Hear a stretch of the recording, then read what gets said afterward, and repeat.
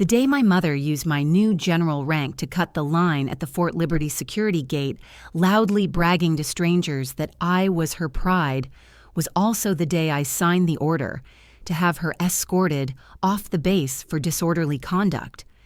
I watched the entire scene through the security feed in the prep room, already in full dress uniform, already minutes away from stepping into the most important ceremony of my career. But nothing could have prepared me for the trotren coming from the very people who once swore I did not exist. My mother stood at the front of the line, waving her arms like she owned the place, telling everyone around her that her daughter, General Lyra Maddox, was inside waiting for her. She added that families of generals should never be asked to queue with ordinary civilians.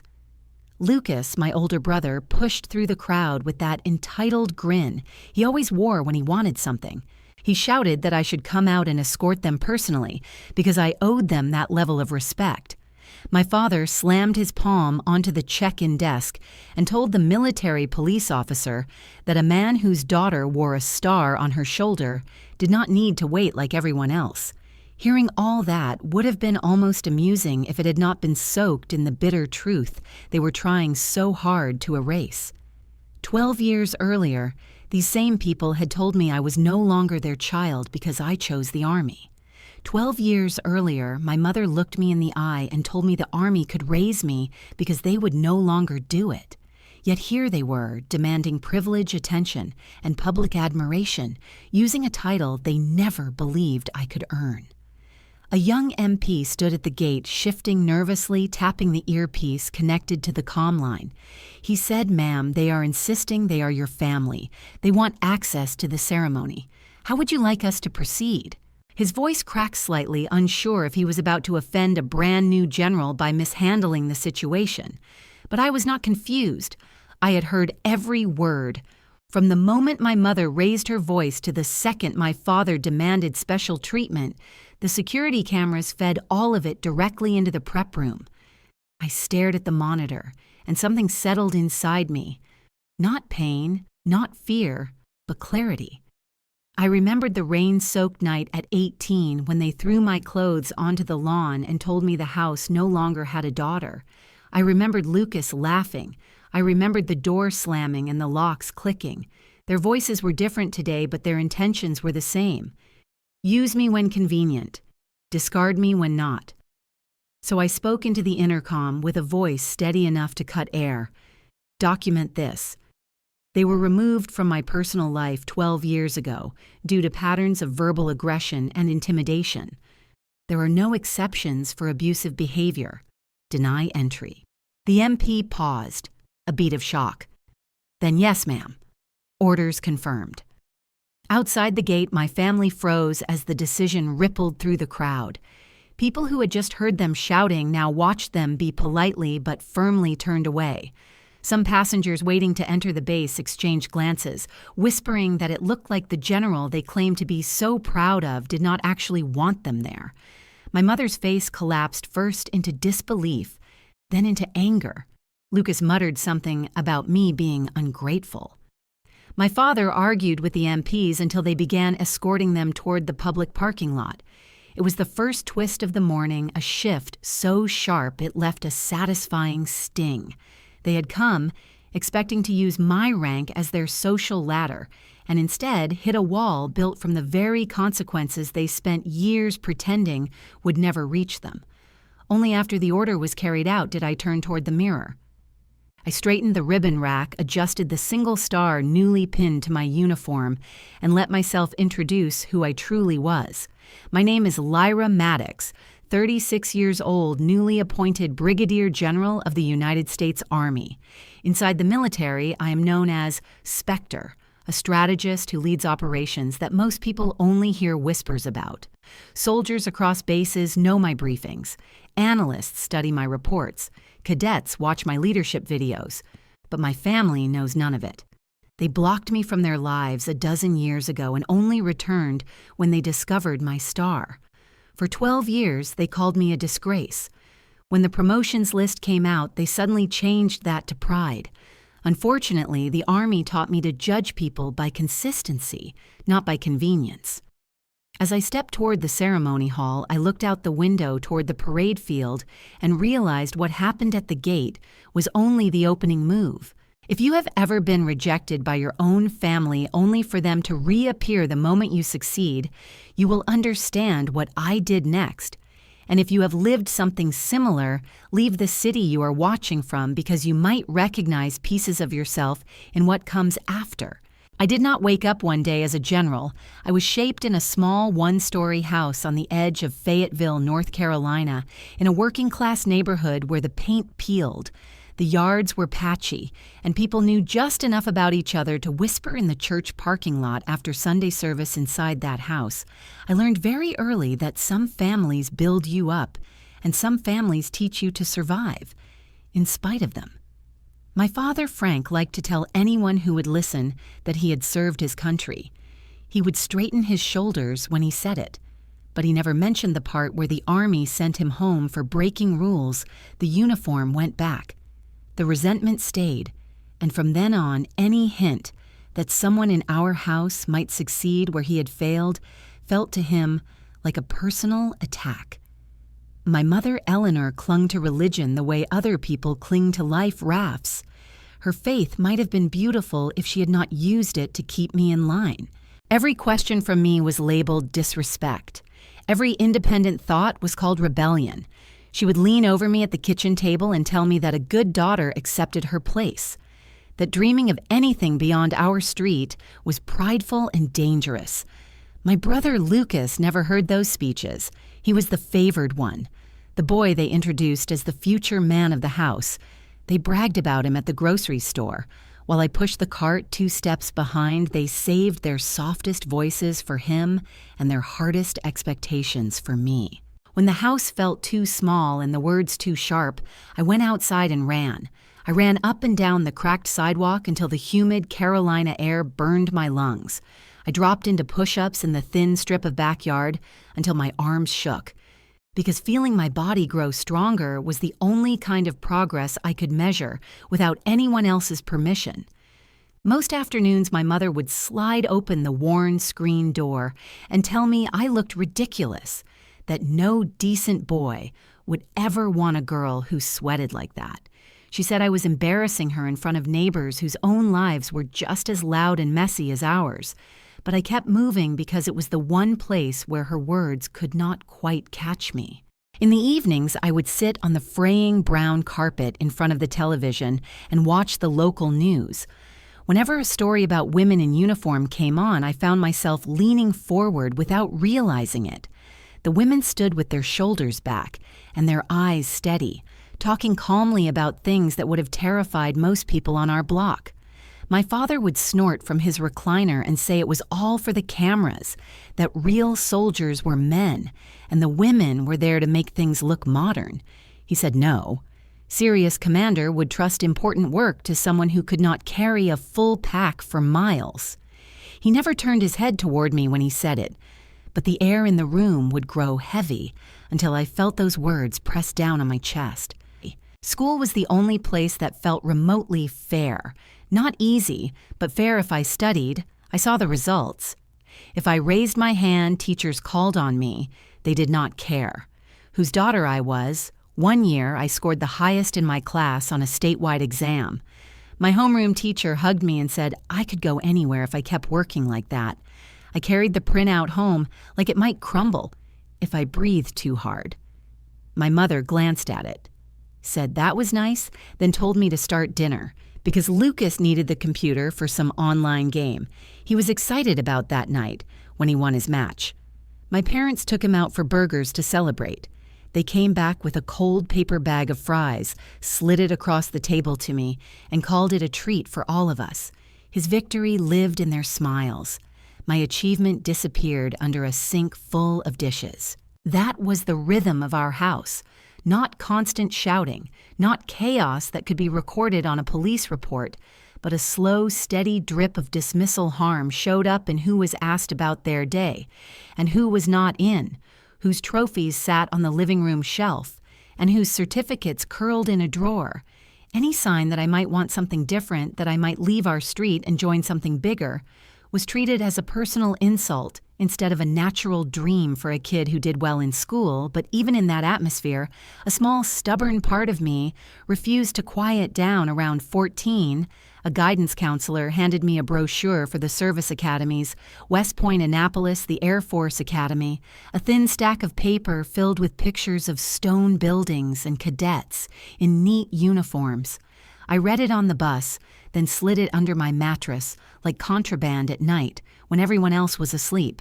I would pull it out with a flashlight and trace the pictures of the parade grounds. I circled West Point with a borrowed pen, not because I knew I could ever get there, but because marking it felt like putting a pin in a map, telling myself that the world was bigger than our living room and my father's temper.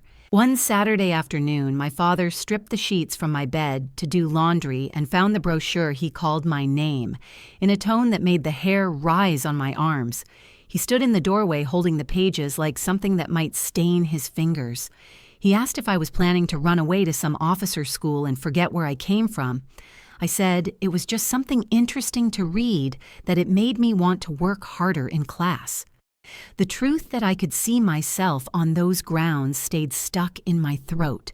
He flipped through the brochure until he stopped at a photograph of a young woman in uniform standing at attention. Then he looked from the picture to me and let out a dry laugh that hurt more than a shout. He said people like us did not end up in places like that I was not disciplined enough, not smart enough, not grateful enough. He listed every chore I had ever forgotten, every test that had come back with anything less than perfect, as if those moments were proof that I did not deserve to dream. Then he tore the page with the woman on it straight out of the brochure, folded it once, and shoved it into my hand. He told me to tape it to the wall if I wanted a reminder of what I would never have. He said that, as long as I lived under his roof, he would not raise someone who thought she was better than her family. That night, when the house was quiet, I smoothed the creased page, slid it into the back of my binder, and made a silent bargain with myself. Every time a teacher praised my work, I would think of that hidden picture every time my parents brushed aside something I had earned. I would add it to a secret list in my head, labeled proof that they were wrong about me. Proof that there might be a place somewhere that would judge me by my effort rather than by the role they had assigned. The last clear lesson from that house came a few months before my 18th birthday. By then, I had saved bits of allowance and some cash from helping a neighbor clean houses enough to buy a used poster of West Point from a secondhand shop downtown. It showed the campus in autumn, trees burning red and gold, cadets marching in straight lines across a wide field. To anyone else, it was just a cheap print. To me, it was a doorway. That afternoon, while my parents were out, I taped it above my bed and sat on the mattress looking up at it until my eyes stung. For the first time, my room felt like it belonged to someone with a direction. My father came home after dark, smelling of beer and long-standing anger. He walked past my room, stopped, stepped back, and stared at the poster. The room felt smaller in an instant. He asked what it was. I told him it was just a picture that helped me stay focused in school. He stared a moment longer, then reached up, ripped it from the wall, and crushed it in his hand. He said I would never wear a real uniform, that he forbade it, that he would not tolerate a child of his, pretending she was meant for more than that house. The word no slipped out of me, barely louder than a breath, and his hand came across my face so fast my mind registered the sound before the pain. The force knocked me into the edge of the dresser and down onto the carpet. My hip and shoulder flared with heat. I tasted blood where my teeth cut the inside of my cheek. I looked up at him from the floor, hoping for a flicker of regret. A hand offered to help me stand, but there was nothing. He dropped the crumpled poster into the trash can by my desk and called for Lucas to come watch television with him in the living room. The glow from the hallway spilled across my doorway, warm and ordinary, as if nothing had happened. No one at school asked why my eye was red the next morning, and I did not tell them. But inside me, a quiet line settled into place. On one side was the life my parents thought they could control, and on the other was the future. I would walk toward the first chance I got, even if my first steps away had to be taken alone and in silence. I was 18 in the summer of 2010, newly graduated from high school and standing on the edge of a life that felt impossibly far away from the cramped house in Fayetteville, where every dream I ever voiced had been laughed at or crushed before it could lift its head. Yet I had spent 4 quiet years preparing for this moment, filling out applications on library computers, running at dawn so my body would match the discipline I wanted for my mind, reading every page I could about Army ROTC at NC State University. And when the acceptance letter finally arrived with a small but life-changing scholarship attached, I held it in my hands for a long time before walking home, imagining just once that my parents might look at it and say they were proud even if the word came out rough or reluctant, because part of me still wished they would meet me halfway even after everything. I stepped into the living room where my father sat in his recliner and my mother folded laundry and Lucas played video games loud enough to rattle the thin walls. I cleared my throat, held out the envelope, and told them I had been accepted into the ROTC program, that I had earned partial funding for college, that this meant I could be the first in our family to become an officer. Hoping those words might hold some kind of meaning, but my father stared for a moment, then burst into a laugh so sharp I felt it in my ribs. He called for my mother to come look. Then he reached for his phone and actually dialed my aunt and 2 cousins to tell them to come over because they had to hear this.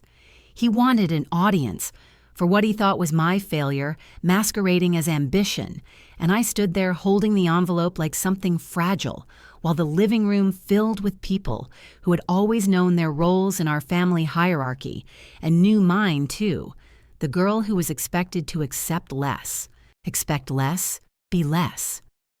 When everyone gathered, my father held up the letter and said loudly that I thought I would be an officer, that I believed I could handle the army, and he paused, waiting for the laughter, and it came quickly. Small, mean chuckles mixed with head shakes, and before I could speak, my mother crossed her arms and announced in her church voice, the one she used to scold me during Sunday service, that if I joined the military, she would no longer call me her daughter, that she would not attend my funeral if something happened, that people who disobeyed their parents suffered the consequences of their pride, and the room grew warm with the embarrassment they expected me to feel. But beneath the sting was something steadier, the first quiet certainty that I was stepping into a life they were never meant to follow me into. My father grabbed my suitcase from the hallway closet and dumped it open on the living room floor, pulling clothes from drawers and tossing them out the front door into the yard, like he was throwing out old newspapers, shouting that if I wanted to be military so badly, I should start learning how to survive without a home. He pointed toward the door and said this house did not allow soldiers, that no child of his would wear a uniform. He once disgraced making my future about his past, because he could not imagine a world where my choices had nothing to do with him. Lucas walked over, grabbed my school transcripts from the kitchen counter and tossed them into the trash can with a smirk, saying, "Congratulations for ruining my own life and making sure the gesture landed like a final verdict." I stepped outside to gather what little I could as the sky darkened and the first drops of rain tapped against the porch railing, the warm Carolina air turning thick and heavy. I bent to pick up my clothes, 3 shirts, 1 pair of jeans, and my old running shoes, their soles worn almost smooth, and tucked the ROTC letter inside my jacket so it would not be ruined. I stood at the edge of the yard with the suitcase half-zipped and mud splashing my ankles, and in the doorway my mother pressed the lock button on her phone, deleting me from the family group chat, then held up the screen so I could see she had blocked my number entirely. She told me in a calm voice that there was no longer any child named Lyra in this family, that I had chosen my path, and they would not be part of it, and she shut the door with a finality that felt like a physical blow. I stood there for a moment in the rain, listening to the muffled sounds of the television, turning back on inside, realizing how quickly life can shift from familiar to foreign. I did not cry at first. The shock held everything in place, but as I walked down the street with a suitcase that scraped my leg and clothes that clung to my skin, something inside me began to tremble. not from fear, but from the realization that the line I had drawn secretly for years had finally been crossed. And not by me, they had made the choice for me. They had banned me from a house where love had always been conditional, fragile and uneven, and as I reached the corner where the street lamp flickered overhead, I told myself the truth. My father never wanted me to believe that sometimes being thrown out is not a punishment, but a release, and the rain falling around me felt like the first clean breath I had taken in years, a reminder that the life ahead of me, however uncertain, was mine alone to build. When I arrived at NC State with a suitcase that still smelled faintly of the rain from the night my family cast me out, I felt both free and unbearably exposed, like someone had peeled away the last layer of my old life and left me walking around campus with nothing but determination to keep me warm. The dorm room I was assigned was small and smelled faintly of detergent and old carpets, but it was mine. No slamming doors, no tense silence, no footsteps that made my stomach tighten. I slept on the thin mattress that first night and realized it was the first time in years I could close my eyes without bracing for someone to yell my name. Mornings came early. ROTC training started at 5, long before the sun bothered to rise, and I would lace up my worn shoes and jog to the field with the other cadets, many of them still rubbing sleep from their eyes. But I felt awake in a way I never had at home. The instructors barked commands. We ran until our lungs burned. We crawled, lifted, memorized, repeated, tried, failed, tried again. And something inside me straightened a little more each day, as if my body had been waiting for someone to demand this of it, so it could finally prove what it could do after training. I showered quickly and went to class, sitting in the front row because I refused to let exhaustion be an excuse. Then when the campus lights flicked on at dusk, I left for my shift at the fast food place off Hillsborough Street. The fryer hissed, the register beeped, people laughed and complained in equal measure. But even when I stood there scraping grease off trays, my mind ran exercises from class, formulae, leadership principles, tactical theory, and every night as I walked back to the dorm, I promised myself the struggle would mean something someday. But the world back home refused to leave me alone completely. Even from a distance, my family found ways to scrape at old wounds. A girl I knew from high school texted me one afternoon to ask if it was true that I had run off with some older soldier, that my family was devastated, that they warned people not to mention my name because I had disgraced them. And when I asked where she heard it, she said it was from our old neighbor, who heard it from my mother, who told the story loudly in the church parking lot while shaking her head in disappointment. The narrative they built about me grew stranger every week. Some said I had dropped out of school and joined the army for a man. Others said I had been kicked out for bad behavior. Each lie seemed carefully crafted to make my decision look like a mistake rather than a victory. But instead of breaking me, these rumors solidified something important. I learned that distance was not just physical. It was a kind of armor.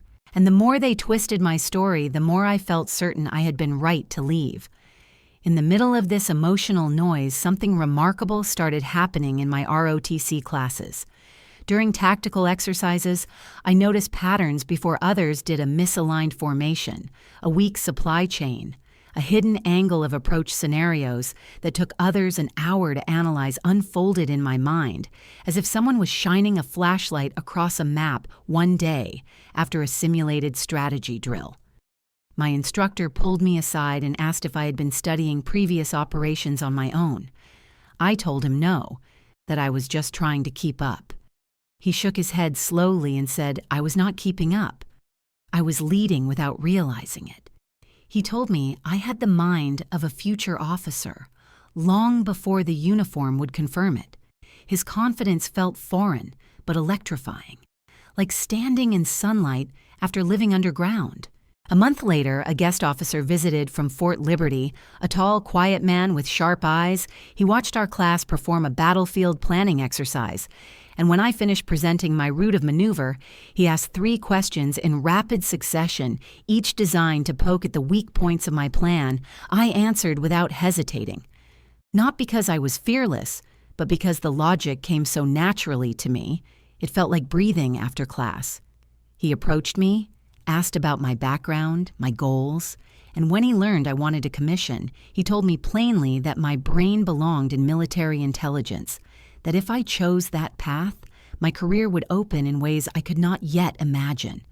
His words planted a seed that would grow into the future, where the name Spectre followed me through hallways and classified operations, though at this point I had no idea what destiny was taking shape around me, only that someone finally saw me with clarity, rather than contempt. Despite the momentum I built at school, I still held on to a small, childish hope that my family might soften if they saw how hard I was working, how real my progress was. So when graduation from the first phase of ROTC approached, I sent them a formal invitation printed on clean cardstock, not because I expected applause, but because some small voice inside me whispered that maybe they would set aside their anger for one day and simply show up. I mailed the envelope late at night, slipping it into the blue box on the corner with a quiet prayer. I pretended I did not say a week later the envelope came back to my dorm mailbox creased and dirty. My name crossed out with black pen, so violently the paper had torn on the front. Someone had written the simplest condemnation imaginable. The recipient no longer exists. I sat on the dorm floor holding that envelope for a long time, my fingers tracing the ink that spelled out their final erasure of me. And instead of crying, I felt a cold, steady resolve settle into my bones, a recognition that the family I had been trying to drag forward would only ever pull me back. And as I folded the ruined invitation and slid it into my desk drawer, I understood that the next chapter of my life would be written without them, and that for the first time I was no longer afraid of that truth. By the time I crossed the commissioning stage in 2014 with my second-hand heels clicking against the polished floor and my gold bars catching the faint light from the auditorium, I felt a mixture of pride and disbelief because the girl who once slept in a dorm room with borrowed blankets was now a newly minted intelligence officer. And the silence from my family on that day did not sting the way it once might have. It simply confirmed what I already understood, that my path was mine alone. After graduation, the Army sent me to Fort Huachuca in Arizona, where the desert heat clung to everything like a second skin, and the air shimmered over the training fields I lived in, a small on-post apartment with walls so thin I could hear my neighbor drop his boots each night. But I did not mind because I finally had purpose and structure and a future shaped by my own effort instead of someone else's bitterness. Training in military intelligence was grueling in a different way from ROTC, as the days were filled with maps and signals and codebooks, scenarios designed to break lazy thinking and sharpen the mind. And for the first time in my life, people around me expected me to succeed instead of waiting for me to fail. I soaked in every assignment and every briefing like they were oxygen, because each task promised escape not from my past, but toward a version of myself I had been reaching for since childhood. After completing the course, I was assigned back to Fort Liberty, a place that felt strangely familiar, despite holding no memories of comfort for me. Yet now I returned, not as some lost teenager staring at gate fences, but as a young officer with clearance badges and a desk in the analysis division where screens glowed long after the sun dropped behind the pine trees. In those early months, I was given low-level data sorting tasks, piecing together fragments of communication, assessing patterns that others had already dismissed. And one night, while the building hummed with fluorescent lights and the coffee on my desk had long gone cold, I noticed something in a string of encrypted messages intercepted overseas, a rhythm so subtle most analysts would have scrolled past it. But something in my brain tugged at me, telling me to look again, so I mapped each message by time and sender and realized the pauses between transmissions formed a code of their own. Once I cracked that rhythm, the entire communication web unfolded like a map and exposed the exact dates and routes of a planned coordinated movement. When I brought my findings to my supervisor, he stared at the screen for a long moment before calling in two majors, and the next morning our division chief asked how long it had taken me to see what teams of analysts had missed for weeks. Everything moved quickly after that. My report was escalated to a task force and quietly contributed to the prevention of an attack that would have killed dozens. I remember walking back to my barracks that night with the humid air settling in my hair and realizing for the first time that the Army was the only place in my life where hard work translated directly into impact. Word spread quietly within the building, and soon officers from other sections started asking for my input during briefings, wanting to know how I saw gaps they did not notice. I became a familiar presence during late-night updates, slipping into rooms with binders tucked under my arm, speaking only when necessary.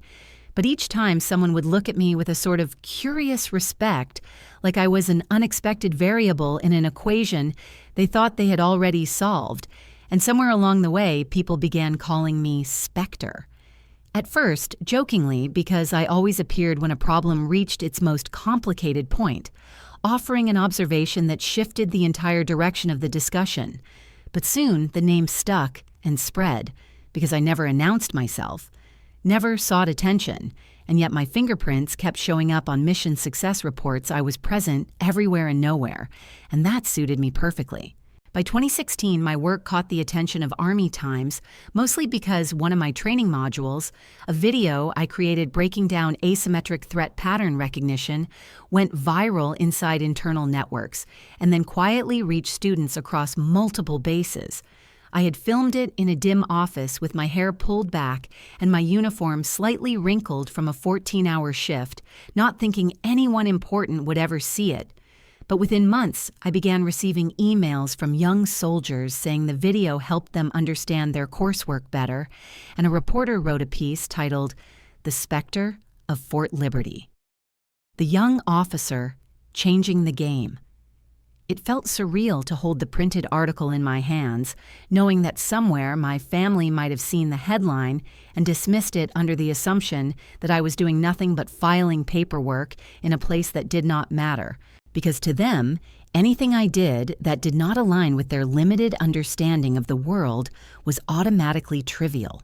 I should not have looked, but one night, curiosity got the better of me, and I checked my brother's Facebook profile through a spare account from college, and there it was, a post from Lucas, dated only a few weeks before someone had shared the Army Times article on his wall with a caption congratulating him on having such an accomplished sister. His response was short and careless, the kind of remark typed in a bar booth to get a laugh from friends. He wrote, "Heard she just does office stuff. Not a real soldier. Sounds like her showing off, but not doing much reading."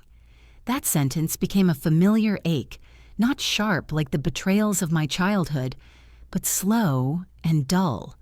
Like an old bruise pressed by accident, I sat in my barracks room staring at the worn carpet and felt something settle inside me, an understanding that there was truly nothing left to salvage with them, that even my silence and distance were not enough to stop them from reshaping my story into something small, because they could not tolerate the idea that I had built a life without them.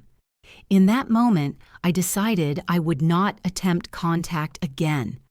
Not at holidays, not during milestones, not even during emergencies, because the family I had been born into was not capable of seeing who I was becoming. But the uniform on my shoulders and the work I did each night under the glow of classified screens told me clearly that the military, flawed as any institution can be, had given me something no one in my childhood home ever had the chance to be judged, not by their bitterness, but by my ability, my discipline and the results I delivered, and that knowledge carried me forward as I stepped deeper into the world where the name Spectre would follow me into rooms my family could not begin to imagine. By the time the world around me steadied into the rhythm of long nights in the analysis cell and early mornings filled with briefings, my reputation as Spectre had woven itself quietly into the fabric of Fort Liberty. Yet nothing prepared me for the moment when a classified alert dropped into our system in 2017 and changed the trajectory of my career. Operation Cold Lantern began not with fanfare, but with confusion. A sudden spike in fragmented data suggesting a coordinated attack on critical infrastructure somewhere on the East Coast, the kind of threat that sent ripples through every command layer. Analysts across 3 divisions stared at the scrambled intel feeds with growing frustration as each clue contradicted the next, and the task force atmosphere thickened with the kind of tension that meant someone, somewhere, was running out of time. I sat at my station with a mug of burnt coffee and watched the encrypted chatter scroll across my screen. The patterns looked chaotic. At first glance, jittery bursts of code that any trained eye would assume were decoys, but something in the timing gnawed at me. A stutter that repeated too precisely to be random. So I mapped every burst onto a timeline, layered each sequence over satellite timestamps, and slowly a shape emerged beneath the static. The enemy was not hiding their movements. They were blending them into noise, repeating a tiny rhythm like a heartbeat, buried under sand. Once I isolated that pattern, the rest unfolded with startling clarity, revealing that the scattered transmissions were actually phantoms, masking a central hub. When I presented the findings to the task force, the room fell quiet. Several senior officers frowned, unsure whether to trust the young captain with the quiet voice and the reputation for seeing things others missed. I explained my theory, that we could force the network into revealing its true architecture by injecting a series of controlled false signals into their communication channels, essentially tricking them into adjusting their internal routing and exposing their operational spine. It was a strategy that risked everything, because if I was wrong, we would waste critical hours, and if I was right, we would corner them. Before they had time to regroup, some officers questioned the idea, openly calling it untested, reckless, overly academic, but the 3-star general overseeing the operation, General Halverson, leaned forward with an expression I had seen only once before in my life, the look of someone recognizing a mind willing to tackle problems from angles others avoided. He asked me to run through the plan again, his eyes sharp and calculating, and when I finished, he nodded slowly, making the decision that would define the next chapter of my career. He approved the plan on the spot. And suddenly I found myself coordinating one of the most delicate deception operations our division had attempted. In years, teams across multiple agencies executed the false signal insertion, while I monitored the network response in real-time, breath held, heart steady, waiting for the moment the enemy took the bait. When it happened, it felt like watching a constellation blink into existence. The disguised channels shifted all at once, revealing their hidden routes, and within hours, special operations teams moved on the target locations with precise timing that prevented what would have been a catastrophic assault on American infrastructure. When the final report came in that the threat had been neutralized, that no civilians were harmed and no assets destroyed, the operations center erupted with applause and exhausted relief. People clapped me on the back. Someone handed me fresh coffee, and the general stopped beside my desk long after the room quieted. He placed a hand on my shoulder and said, "Maddox, if you do not mess this up, I see stars on your shoulders one day." It was the first time anyone had spoken those words to me with absolute conviction, and I felt something lift inside me, a sensation like finally standing on ground that had always been waiting for me. The recognition escalated quickly. After that, I received the Bronze Star for my role in the operation, though I barely remembered the awards ceremony because my mind kept replaying the narrow margin by which we had prevented disaster after the medal pinning. I was invited into high-level briefings where generals debated strategies and analysts twice my age asked for my assessment. My training videos were circulated to other bases as required viewing, and junior soldiers started leaving notes on my desk saying they hoped to follow the path I was carving, yet miles away in Fayetteville. My family interpreted these accomplishments through their own warped lens. A distant cousin happened to see my name in a military news clip and sent the link to my mother, and instead of reaching out, she went to church and bragged to her friends that her daughter worked in intelligence, calling me a warrior for God, as if she had ever supported my choices. But when someone asked why she had not called to congratulate me, she sniffed and said I would have to kneel and apologize before she would ever entertain the idea of speaking to me again. Hearing this secondhand did not surprise me, but it ignited a familiar heat in my chest, the specific kind of bitterness born from watching someone who once discarded you try to lay claim to your success while still insisting you owed them penance. The hypocrisy of it all echoed deeply with the older soldiers I spoke to, men and women in their 50s who had endured decades of being misunderstood by the families they once tried to please, and knowing that my own mother and brother were using my name to elevate themselves in conversations while dismissing the reality of my work, only sharpened my resolve, because in that moment I understood with painful clarity that my achievements would never change their hearts, but they would shape the future I was building, far beyond their reach. And the further I rose, the more obvious it became that the life awaiting me had no room for people who could not see past their own resentment. By the time the dust of Operation Cold Lantern settled and my Bronze Star hung quietly in a shadow box above my desk in the Fort Liberty analysis cell, the Army had already begun shifting my path again in early 2018. My orders arrived on a gray Tuesday morning, sealed in an envelope that felt heavier than paper should when I opened it and read the words, assigning me to the Pentagon as a senior analyst. I felt a strange calm settle over me.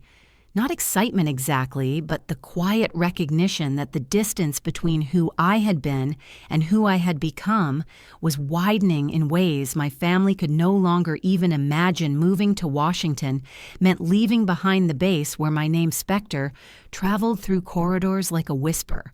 But it also meant stepping into rooms where national policy was shaped. The Pentagon was a world of metal hallways, secure entry points, and minds sharpened by decades of service. Yet walking into that building for the first time, I felt none of the smallness I had once felt at my parents' table. Instead, I felt like I belonged to something larger than my history. My new workspace overlooked a courtyard where ceremonies often took place. The buzz of helicopters was constant, and every day I sat among analysts whose resumes read like entire chapters of American military history. But even then, my perspective seemed to stand out. My supervisors noticed the same pattern recognition that had marked my early career, and within months I was pulled into a joint task force working on long-term strategy development, the kind of assignment that required 18-hour days and briefings that stretched past midnight. But for me, each moment felt like confirmation that I was finally living inside the future I had fought for on lonely dorm nights. During one particularly intense quarter, I was asked to contribute to a developing national defense framework, a document that would eventually circulate through the highest levels of leadership. And when the initial draft was complete, a colleague pointed out that my name appeared on the contributor list tucked between officers twice my age. It was surreal to see it there in clean print, a quiet acknowledgement of work done in rooms I once only read about in textbooks.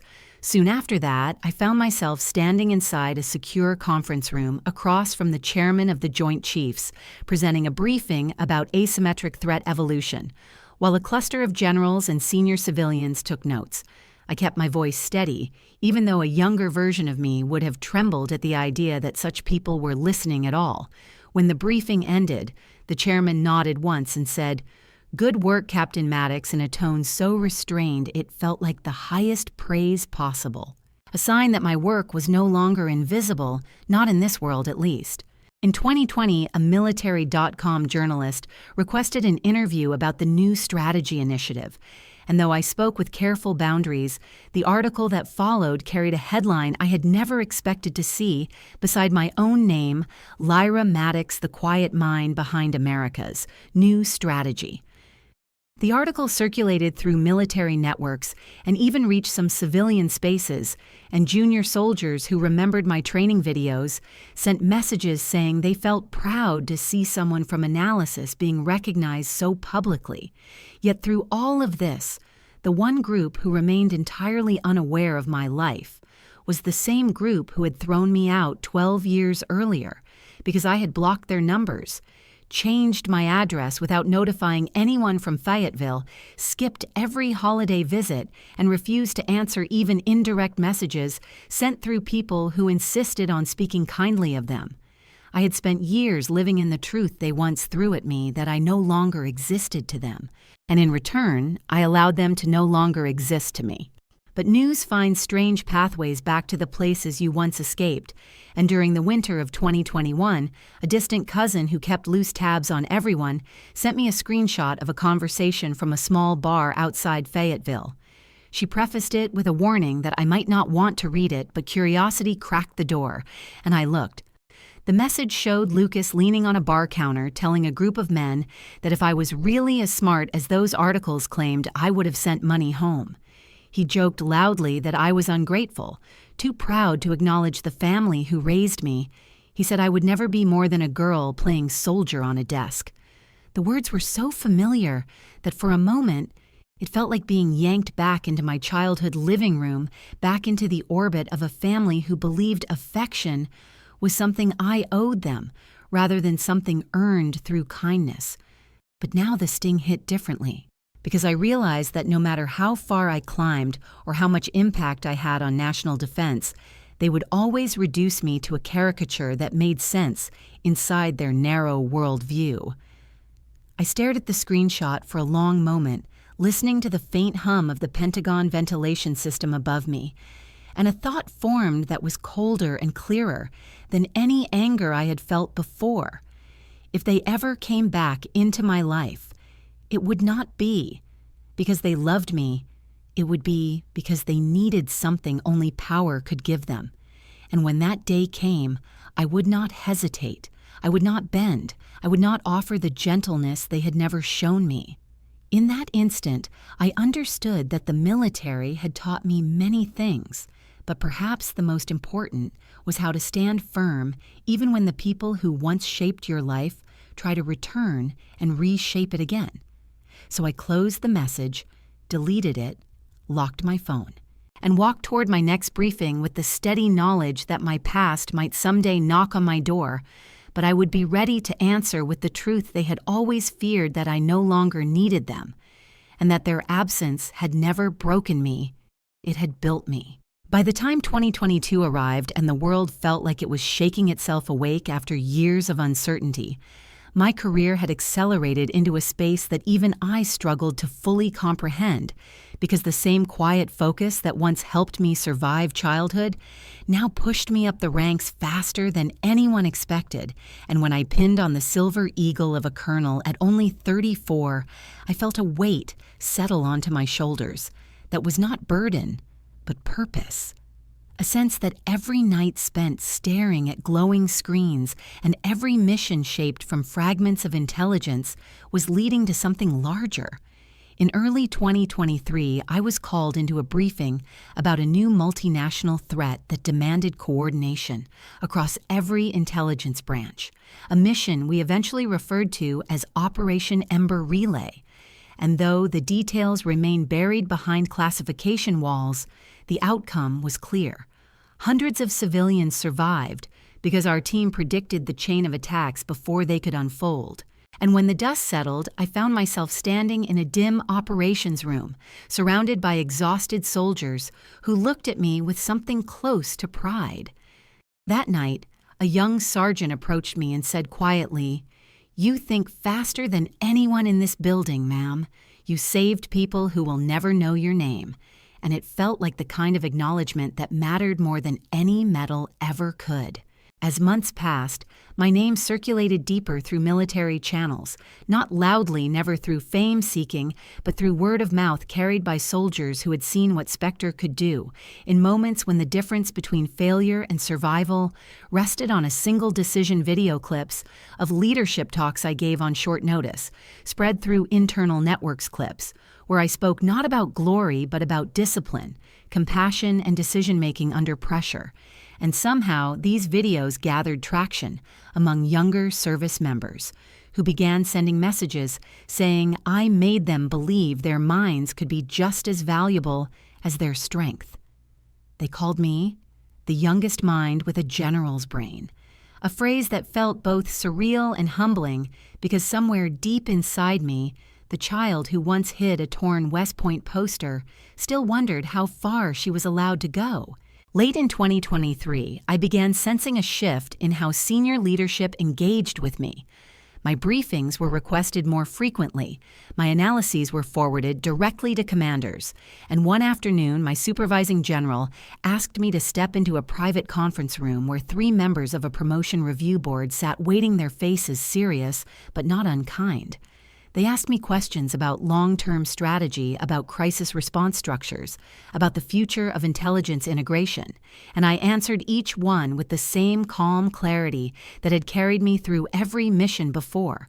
When the meeting ended, they exchanged glances, filled with the kind of quiet consensus that does not need words. A week later, I received an official memorandum stating that the board had approved my promotion to brigadier general pending ceremony scheduling. I read the document 3 times, letting the reality sink into my bones. Because the girl who had once stood barefoot in the rain outside her parents' house, clutching a soggy ROTC letter, had now been deemed worthy of a star on her shoulder.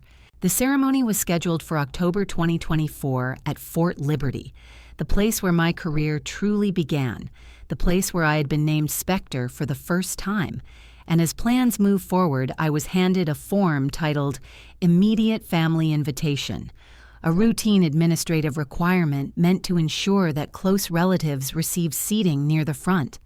I stared at the empty boxes for a long moment, the silence in my apartment thick as I imagined the names that could have gone there if my life had unfolded differently.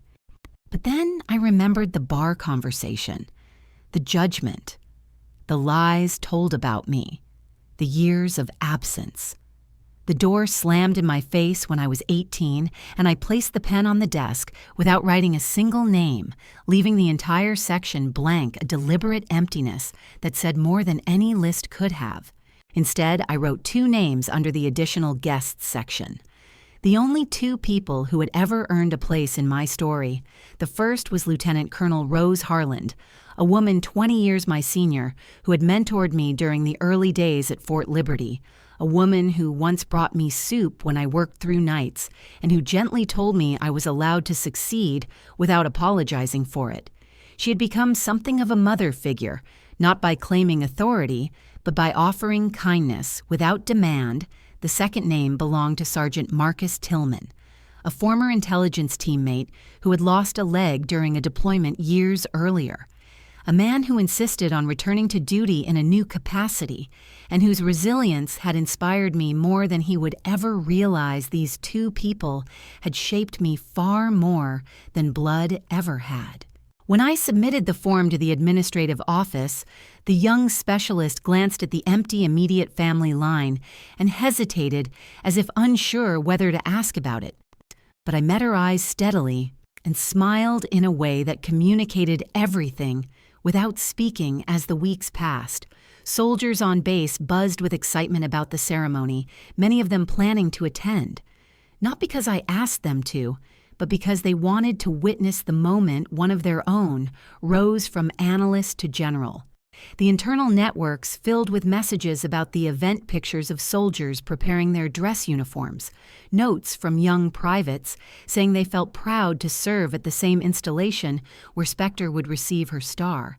And as the ceremony drew closer, I realized that the military had become the family I had never been given. A family built not on obligation, but on shared hardship and earned respect. On the night before the ceremony, I sat alone in my apartment overlooking the faint glow of Washington in the distance, thinking about how my past had shaped my hunger to excel, how every insult had become fuel, how every lie had sharpened my resolve, and for the first time in years, I allowed myself to wonder what it would feel like if my family ever tried to step into this new world and demand a place inside it. The thought did not frighten me, it steadied me, because I knew now with absolute clarity that the doors they once barred me from had opened without them, and the stage waiting at Fort Liberty held no room for people who tried to erase me from that moment. Forward, the audience knew even before the chaos at the gate that my blood family would never appear in the frame of my brightest moment, and that choice was not born from spite, but from survival, a boundary drawn by someone who had finally learned her own worth. The morning of my promotion ceremony arrived with the kind of crisp autumn air that usually fills Fort Liberty with a quiet sense of pride. But as I stepped into the staging room and adjusted the collar of my dress uniform, I felt the tension of something else coiling just outside the walls, a heaviness that came from knowing the past I thought I had buried was about to slam itself against the present I had fought so hard to build. And when the first call came through the internal radio, telling me there was a disturbance at the main gate, my stomach tightened with a recognition so bitter it tasted metallic. Because deep down, I knew who it had to be, even before the MP on duty said, "Mom, you will want to see this. We have individuals claiming to be your family, demanding immediate entry." I walked to the monitor, and there they were in the grainy but clear enough gate camera feed, my mother Eleanor in her Sunday dress, though it was a Thursday morning, standing with both hands on her hips as if she were some kind of military spouse, with authority to command a line of strangers, her voice rising sharply as she declared to anyone who would listen that she was the proud mother of the newest general of the United States Army, and that everyone should move aside for her because she had earned her place through childbirth. Beside her stood Lucas, holding his phone up at an angle designed for maximum theatrical effect, streaming the chaos live for the Facebook audience he had been trying to build for years with the same desperation that colored everything he did, boasting loudly that his sister the general would never dare deny her own family, and encouraging comments from viewers telling him to march right in as if a military base were his living room.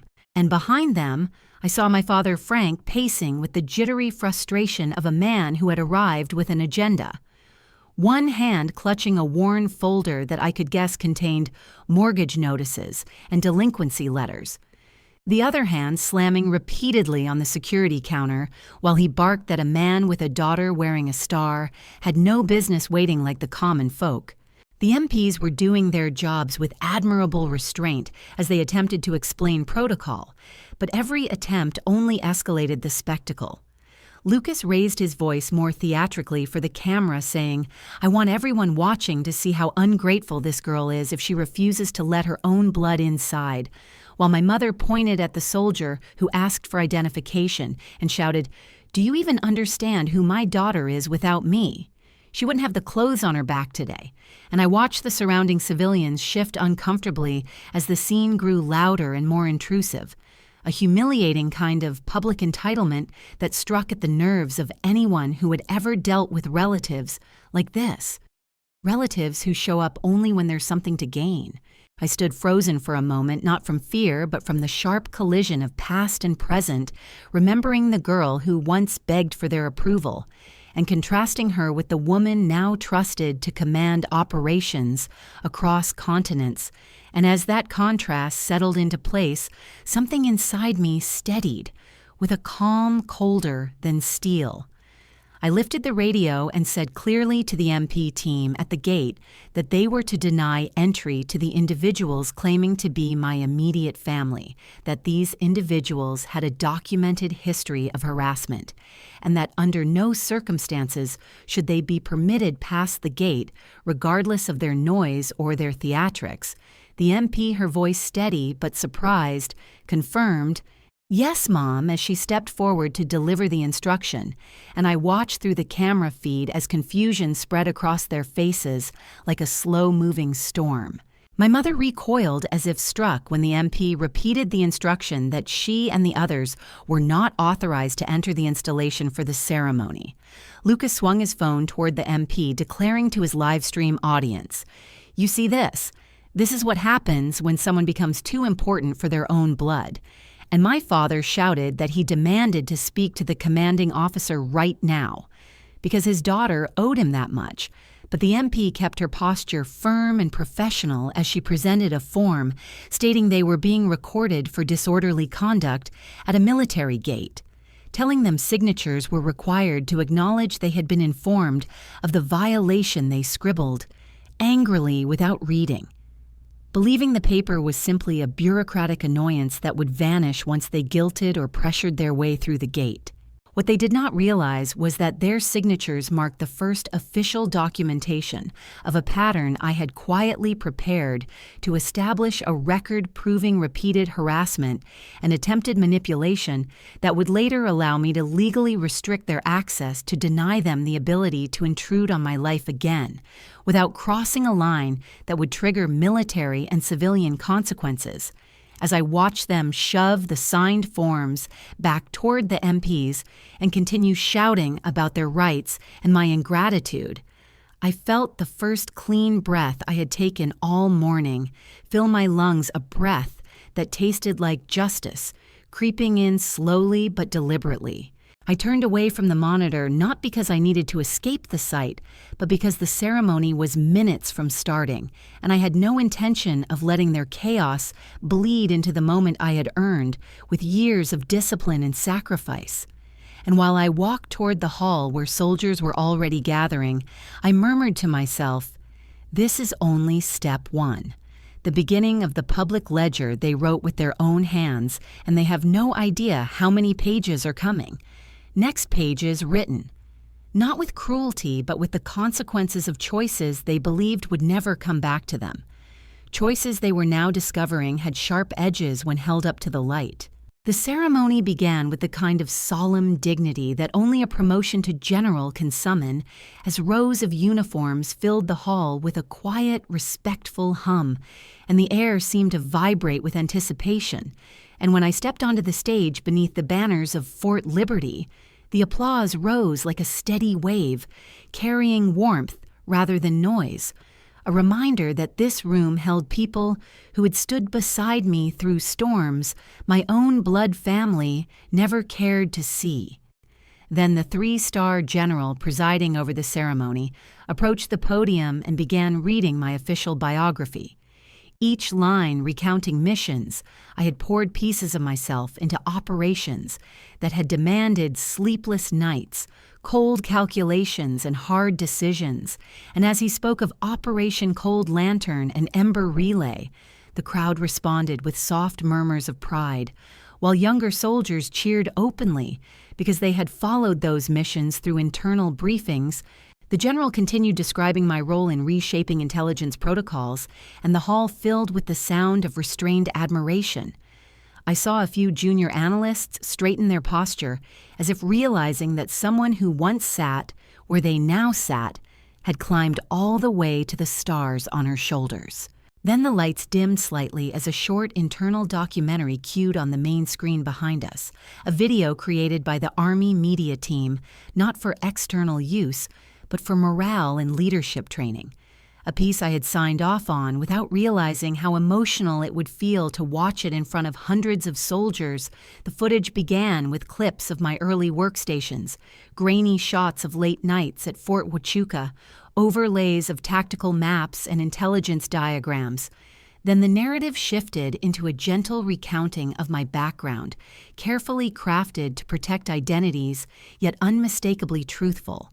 In essence, the narrator spoke of a childhood marked by instability, by a lack of support, by adults who dismissed and belittled rather than nurtured. The video never used their names, but the pattern of harsh words, withheld encouragement, and constant pressure to shrink myself was painted clearly enough for every viewer to understand the gravity of those years. I heard gasps ripple through the audience as the clip mentioned a young girl standing outside her home in the rain, clutching a letter that should have been celebrated but instead marked her exile. I felt the weight of memories I rarely allowed myself to revisit rise in my chest, and quietly I stood straighter, because this room deserved the version of me who no longer bowed to the past. When the lights came back up, I saw the eyes of several soldiers glisten, and one corporal whispered loudly enough for a few rows to hear that he couldn't believe a family could treat their child that way. Others shook their heads in angered disbelief, and as the general pinned the star to my shoulder, the applause that followed carried not only respect, but protective solidarity, the kind that forms inside military communities when they realize someone has faced battles long before they ever put on the uniform. After the official ceremony ended, a structured Q&A began, something typical for high-profile promotions, where leadership offers insight to junior ranks, and I welcomed the familiar rhythm of it as soldiers asked about intelligence pathways, leadership under pressure, and strategies for long-term career resilience, until a major near the center raised her hand, the cameras still recording for internal distribution, and asked with earnest admiration, "General, your family must be incredibly proud to see you standing here today at the peak of a lifetime of service." The room held its breath in a shared stillness because the question was kind and genuine, but it pressed against a history no one expected to be addressed publicly, and for a moment, I let the silence settle like dust. Then I lifted my gaze directly into the lens of the camera, because for the first time I wanted the truth to live exactly where it belonged, in the open, without shame or fear. I kept my voice steady as I said, "My biological family banned me from their home 12 years ago for choosing the Army instead of the life they demanded. They told me I was an embarrassment. They refused to attend my commissioning, and they have never once supported my service today. I stand here because of the people in uniform who believed in me, not because of those who tried to break me." The hall seemed to freeze in an instant of absolute stillness before erupting into a thunderous wave of applause. Not polite applause, but the kind that shakes the walls, a roar made of rage on my behalf, an admiration for the truth spoken aloud. Several soldiers stood. Others slammed their palms together with fierce conviction. It was the loudest affirmation I had ever received in my life. And for a moment, I felt something unspoken loosen inside me, as if a tether to the past had snapped cleanly. What followed happened faster than I anticipated. The Q&A footage was clipped and shared across internal platforms, where soldiers forwarded it to others with messages saying, "This is what strength looks like." And by evening, the clip had found its way beyond the base into broader online communities because someone in the crowd had recorded it on their phone and uploaded it with the caption, "General speaks truth about toxic family." Within hours, the town where I grew up had seen it. Neighbors who once listened to my parents' side of the story without question now watched the unfiltered truth spill out in uniform under the bright lights of a military hall. And comments began to appear beneath local posts from people who had known my parents for decades, saying they always wondered where I went, saying they never realized the extent of what I endured, saying they finally saw the pattern clearly. My family, still standing outside the base at this point, trying to figure out how to spin the humiliation at the gate, had no idea yet that their reputations were about to crumble under the weight of a truth they had always assumed would stay hidden.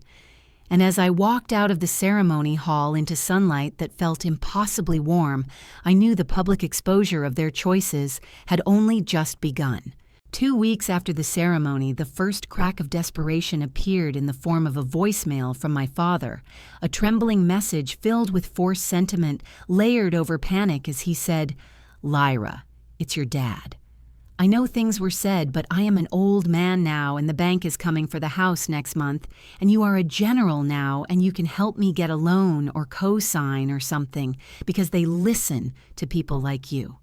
His words dripping with a tone that pretended love, but revealed only need. And as I listened, I felt neither anger nor guilt, just a cold clarity. sharpened by years of distance. I called him back only long enough to say, "You told me this house banned soldiers, so now this house can solve its troubles without one." And his stunned silence before hanging up told me he had expected a far gentler version of me. Days later, my mother began her own campaign dressed in sorrow and righteousness as she stood before her church congregation, crying that her daughter had turned her back on her own mother, weaving a tale where she was the saint, abandoned by an ungrateful child, and one of the congregants later told a mutual acquaintance that Eleanor had said she planned to drive to Washington to confront me with a biblical lecture on forgiveness. And when she arrived at the Pentagon Visitor Center, wearing her Sunday pearls and that practiced look of wounded virtue, she pressed her hands together and told me that I, as a person of service and a daughter blessed by God, had a duty to forgive my parents. I looked at her without a flicker of hesitation and said, "Forgiveness does not mean letting an abuser back into the victims. Life forgiveness without boundaries is neglect, especially when damage was deliberate." My mother blinked as if she had never imagined Scripture could be used to deny her access, and the look of disbelief on her face was almost identical to the one she wore the night she locked me out at 18. Lucas followed soon after with a message filled with casual entitlement writing that since I was now a general with connections across the DoD, and since civilian contractors were always hiring, he needed me to help him secure a job that paid well enough to start his life over, as if I were the personal employment agency of a man who once told everyone I was nothing more than a paper shuffler pretending to be a soldier. I responded with a simple line, "Lucas, I owe you nothing," and he fired back with insults that revealed his real frustration. He wanted the glow of my reputation to reflect on him, he wanted the benefits of a sister he had never respected, and he had assumed I would bend. The disappointment brewing in each of them soon soured into bitterness, Frank leaving additional voicemails shifting between begging and accusing, Eleanor telling church members that I had been poisoned by military pride, Lucas ranting online about the ungrateful generation that forgets family when it climbs too high. But what they did not see was the quiet thread. I had already begun to pull a thread woven from simple facts, public documents, and the truth they had signed at the gate, because revenge that stays within the boundaries of law and reality is not only satisfying, but untouchable. I began with my father using legally available channels to send the bank a complete and accurate picture of his financial status, blocking his attempt to misrepresent his income to secure a grace extension, not out of spite, but out of a promise I made to myself years ago that I would never again allow my name to be used as a shield for their irresponsibility. Once the bank realized the numbers he had provided were manipulated, his final negotiations collapsed, and the foreclosure process accelerated in a way he believed was just unfortunate timing. With Lucas, I needed only to forward truthful information. No embellishment necessary. When he applied for a civilian job linked to a military contract, he listed me as a reference despite my refusal to support him.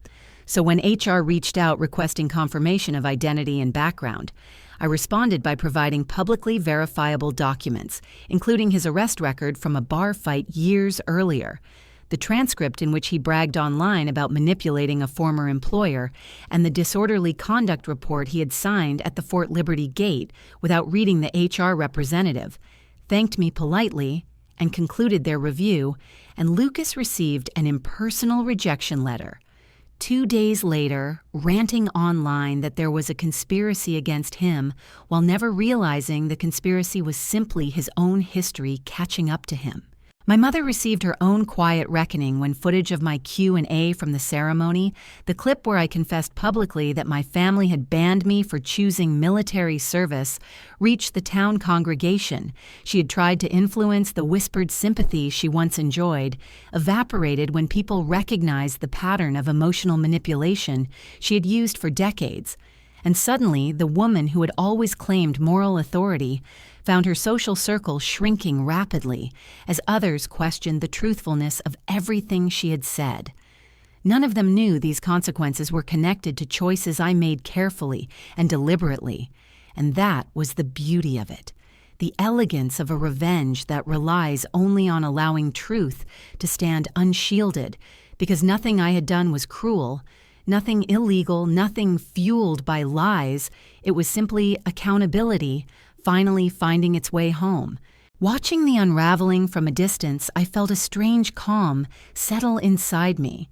Not joy at their suffering, but relief that the world was finally seeing what I had lived through. And although they remained unaware that I had placed each domino with precision, the audience of my life, the soldiers around me, the viewers of that viral clip, and even the strangers online who related deeply to my story, saw the justice unfolding exactly as it needed to, a justice rooted not in rage, but in truth. The fallout from the ceremony spread faster than I expected, not because I pushed it, but because truth has a way of echoing loudly once it is finally spoken in a place where lies used to live. And within days, the small town where I grew up found itself whispering my name with a mixture of awe and disbelief as people watched the viral clip of me standing in uniform under the bright lights, declaring that my family had banned me for choosing the Army.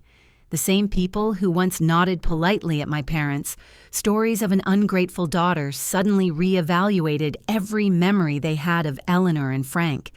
And when they replayed the clip again and again, they asked each other how parents could treat a child who served the country with such contempt. So the first layer of consequence came in the form of silence, the kind of cold, embarrassed silence directed at those who had once spoken with so much certainty. At church, the congregation members who used to praise my mother for her devotion now shifted to different pews and whispered that God sees everything, including hypocrisy.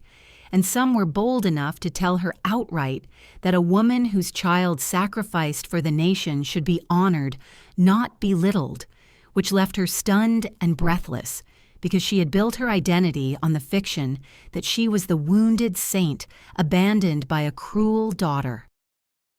Frank received a similar awakening when he walked into the local hardware store expecting sympathy, and found instead that the clerk he had known for 20 years asked pointedly how a father could mock a child who protected the country, a question that struck his ego in a place words rarely touched, and he left the store with his jaw clenched and his pride cracked. Lucas responded to the situation the way he always had, by posting a long, sentimental caption on Facebook alongside an old photo of us as kids, declaring himself the proud brother of General Lyra Maddox, writing as if he had supported me from childhood, unaware that the internet remembers everything. And within an hour, an older classmate from our high school commented with screenshots of his old posts, mocking me, calling me names, claiming I was a fake soldier. The thread exploded as more people added their memories, their screenshots, their receipts, exposing his lies so thoroughly that the original post transformed from bragging into public humiliation. Local groups circulated the images and laughed at his hypocrisy, and within the town he became a walking reminder of what happens when the internet uncovers the truth behind a carefully curated lie.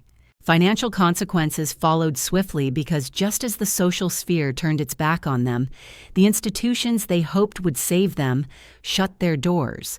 The bank proceeded with the foreclosure of my parents' house, since my father could no longer manipulate the paperwork, and when he attempted one final appeal, claiming extreme hardship, the loan officer informed him that anonymous information had clarified his real income, a blow that sent him spiraling because he could no longer use half-truths to delay the inevitable. Meanwhile, Lucas lost the one promising job offer he had been clinging to after HR discovered that his application contained inconsistent statements. He blamed the hiring manager, the economy, and at one point even military discrimination.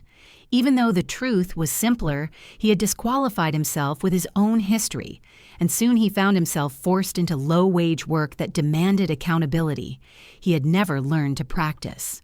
Within their relationships, the isolation grew heavier.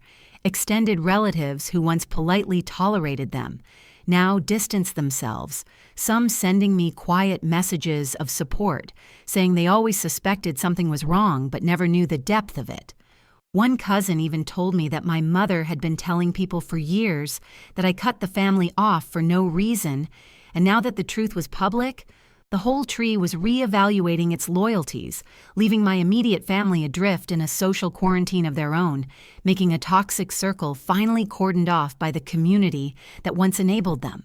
But the twist that anchored my revenge in the world of the practical and the painfully real came with a decision I made weeks earlier, a decision rooted not in the desire to harm them, but in the desire to reclaim something they had stripped from me long ago.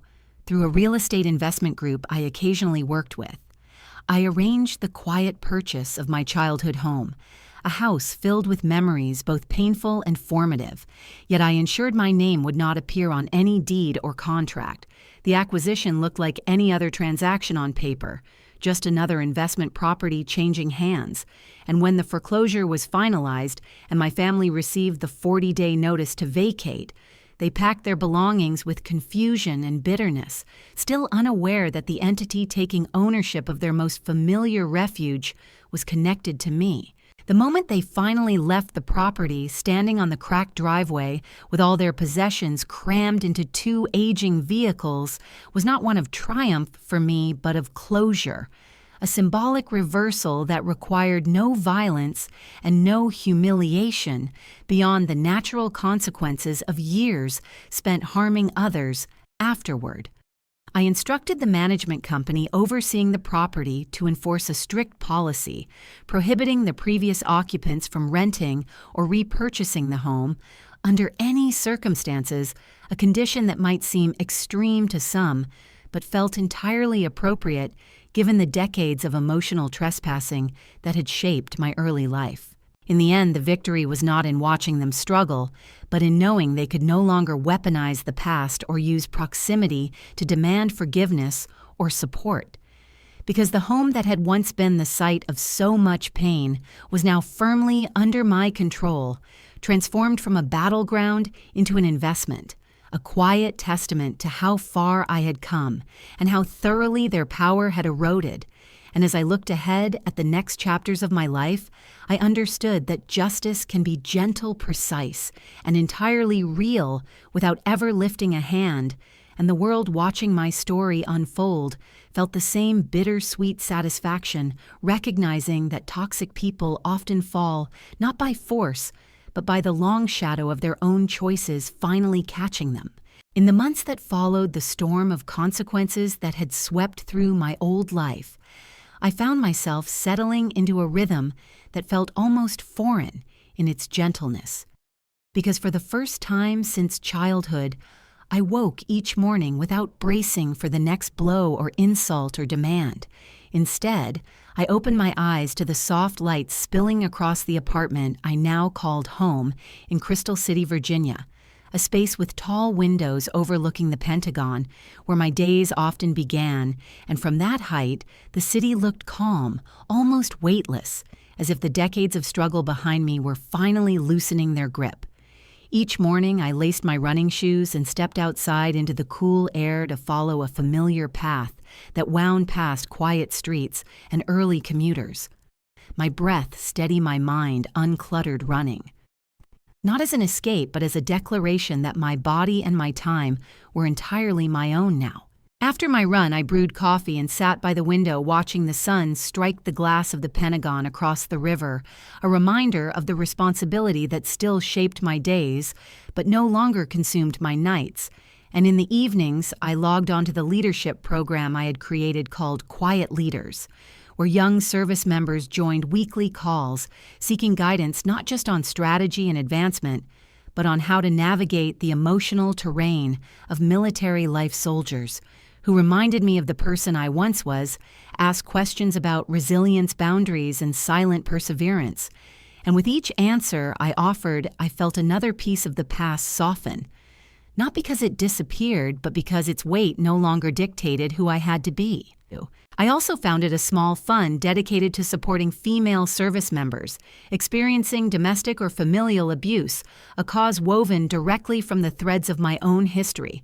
And as the fund grew through small donations and internal partnerships, I realized that helping others avoid the isolation I once endured was more healing than any apology my family could ever offer.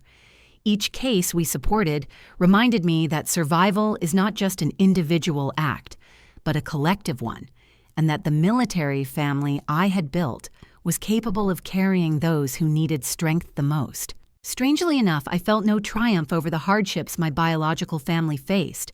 Instead, what I felt was a quiet release, a dissolving of the invisible tether I had once allowed them to wrap around my emotions, because their opinions no longer mattered and their fears no longer pierced me. And it was that freedom, not their suffering, that eased the final remnants of pain within me. I realized that peace does not come from watching others fall, but from no longer needing them to rise, a thought that settled into my heart slowly and firmly, like a long-awaited exhale. I spent more weekends with my chosen family, the people who had stood with me in the truest sense of the word. Lieutenant Colonel Rose Harland, who visited often with her dry humor and warm advice, Sergeant Marcus Tillman, who insisted he was fine but always accepted a home-cooked meal, and the young soldiers who treated my apartment like a safe checkpoint where they could ask questions they felt too embarrassed to bring up in formal settings with them. I laughed, more deeply than I had in years, and found comfort in the simple act of presence, something my childhood home never offered. And the more time passed, the clearer it became that family is not who we are bound to by blood, but who we choose to stand beside when the world is at its heaviest. Sometimes at night, I sat on the balcony looking toward the distant glow of the city lights, thinking of the girl I once was, the one who stood barefoot in the rain outside a locked door, clutching a letter that should have been her ticket to pride, but instead became her passport to exile. And I whispered to her quietly that she survived, that she rose, that she never needed the people who abandoned her to begin with. And in those quiet moments, the final remnants of bitterness faded, leaving behind something steadier than triumph, a grounded certainty that I was no longer defined by the cruelty that shaped my past, but by the strength that carried me out of it. People sometimes messaged me after seeing my Q&A clip saying, "Your story helped me," or "I see myself in you," or "I finally understand why walking away from my toxic family was the only option." And each message confirmed that telling the truth aloud had value beyond my own healing. It offered permission for others to stop carrying burdens that were never theirs, and that ripple effect meant more to me than the star on my shoulder ever could. Looking back, I realized I had once believed I needed an apology from my family to heal completely, some grand acknowledgement that they had hurt me. But the truth settled in, slowly and gently, like dusk over the Potomac. I did not need their apology at all. What I needed was simply to witness the consequences of choices they always assumed would never come back to them, to see cause-meet effect, to watch their narratives unravel when exposed to the light. And once I saw that justice unfold quietly and organically, I felt something in me resolve. So if you are listening to this and you have ever been treated like a burden in the very place where you should have been protected, I want you to know that you are not alone, and you are not imagining the weight you carry. And if you feel compelled to share your own story, your voice may be the anchor someone else needs to find their way out of the dark. Leave your story in the comments and tell us where you're watching from, because your truth might be the spark that lights another path toward freedom.